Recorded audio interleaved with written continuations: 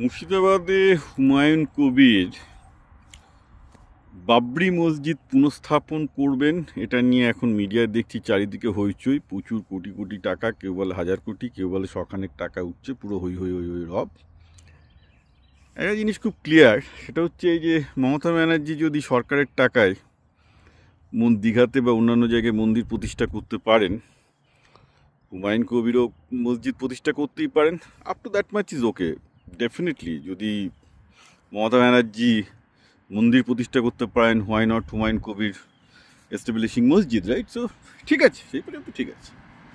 সমস্যা হচ্ছে, তো উনি যদি মসজিদই স্থাপন করবেন, তো মসজিদটার নাম বাবরি মসজিদ কেন দিতে হবে? কারণ বাবরি মসজিদের নাম শুনলে ট্রমায় ভোগে এরকম হিন্দু এবং মুসলমান এই ভারত উপমহাদেশে অনেক আছে। যারা আপনাদের বয়স হয়নি তাদের জন্য আমি বলে রাখি, 91-এ যখন বাবরি মসজিদ ঘটনাটা ঘটে, আমার এখনও মনে আছে 6 ডিসেম্বর, আমার ফার্স্ট ইয়ার আইটিতে। তখন সেই উইন্টারে আমাদের 1 মাস ছুটি থাকতো। তো হঠাৎ আমরা দেখলাম যে উইন্টারে আমাদের আজাদ হলের কয়েকজন মুসলমান ছেলে যারা ইউপিতে থাকতো, একজনের নাম আমার মনে আছে মির্জা আলী বেগ, লখনৌর ছেলে, অ্যাকচুয়ালি আমার থেকে 2 বছরের সিনিয়র ছিল। একদম কোনো সাথে পাচে থাকা না, কোনো উগ্র মুসলিম না, কিচ্ছু না, জাস্ট আপনার আমার মতো সেই আইটি কেটে পড়েছে, ক্যারিয়ার তৈরি করতে যাচ্ছে সেরকম একটা ছেলে। ইউপি থেকে সেই ছুটির মধ্যে পালিয়ে এসে সে খড়গপুরে চলে এলো, কারণ সে সেফ ফিল করছিল না ইউপিতে, কারণ তখন দাঙ্গা চলছে আর কি। এটা একটা ভারতীয় মুসলমানের অবস্থা বাবরি মসজিদের পরপর। পশ্চিমবঙ্গের যারা মুসলমান তারা এটা ফেস করেননি, হিন্দুরা ফেস করেনি, কারণ সেই সময় জ্যোতিবাবুকে আমি যতই খিস্তি মারি না কেন, বামফ্রন্টকে যতই খিস্তি মারি না কেন, তারা যেটা ভালো করেছে বলবো, এখানকার বামফ্রন্ট সরকার ডেফিনেটলি তখন খুব স্ট্রিক্ট একটা পজিশন নিয়েছিল, যার জন্য বাবরি মসজিদের পরে পশ্চিমবঙ্গে সেরকম কোনো দাঙ্গা হয়নি, মানুষজনের এরকম কোনো প্রাণের ভয় ছিল না। কিন্তু ভারতের অন্যান্য রাজ্যে যথেষ্টই দাঙ্গা হয়েছিল, এবং সেই দাঙ্গায় কোন হিন্দু মারা গেছে, কোন মুসলিম মারা গেছে আমি দাবি করছি না, but the fact is it become a traumatic thing. তার থেকে বড় ট্রমা হয়েছে বাংলাদেশের হিন্দুদের জন্য। বাংলাদেশের ওই বাবরি মসজিদ ভাঙার পর পাকিস্তান এবং বাংলাদেশে প্রচুর হিন্দু মন্দির ভাঙে, প্রচুর হিন্দুকে খুন করা হয়, তাদের ঘরবাড়ি লুট করা হয়, প্রচুর হিন্দু মেয়েকে ধর্ষণও করা হয়। আমি একটা খুব স্পেসিফিক এক্সাম্পল দেবো।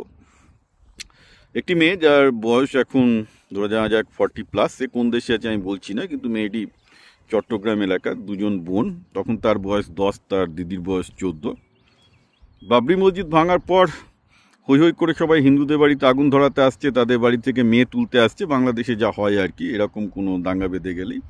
তো তার বাবা একজন স্কুল শিক্ষক, তার আর একজন স্কুল শিক্ষক মুসলমান বন্ধু মৌলবী তার বাড়িতে 2টো মেয়েকে লুকিয়ে রেখে দিয়েছে। এবার এই 2টো মেয়ে তাদের সেই মৌলবীর গোয়াল ঘরে পুরো বলছে যে পুরো ধানের গোলাপ এরকম একটা জায়গায় লুকিয়ে আছে 2জন মেয়ে। ভাবুন যে তাদেরকে তুলে নিতে পারলেই তারা এসে দর্শন করে যাবে, এই হচ্ছে তাদের আর কি। 4 দিন সেইভাবে একজন মুসলমানের বাড়িতেই তারা এইভাবে লুকিয়েছিল, এবং তাদেরকে দিয়ে শুধু একবেলা মুড়ি খেয়ে যাক, যে মৌলবী তার বাবার বন্ধু ভালোই তাদের টেক কেয়ার করেছিল, অন্তত তাদের খাওয়া দাওয়ার অসুবিধা হয়নি, দিয়ে যেত একটা সময় রাত্রিবেলা এসে। এইভাবে 2টো মেয়ে, একজন 10 এবং 14 বছর, নিজেদেরকে ক্ষুধার্ত হায়নাদের কাছ থেকে বাঁচার চেষ্টা করছে 4-5 দিন ধরে, কারণ মুসলমানরা তখন ওই পট্টিতে সমস্ত হিন্দু মেয়েদের, হিন্দু ফ্যামিলিকে খুঁজে বেড়াচ্ছে। That was the situation after Babri মসজিদ। এবার সেই মেয়েটা, যার বয়স এখন ধরা যাক 40+, সে এখনও যখন ভোর রাতে ঘুম থেকে ওঠে, তার বাবরি মসজিদেরটা একটা তার কাছে দুঃস্বপ্নের ট্রমা।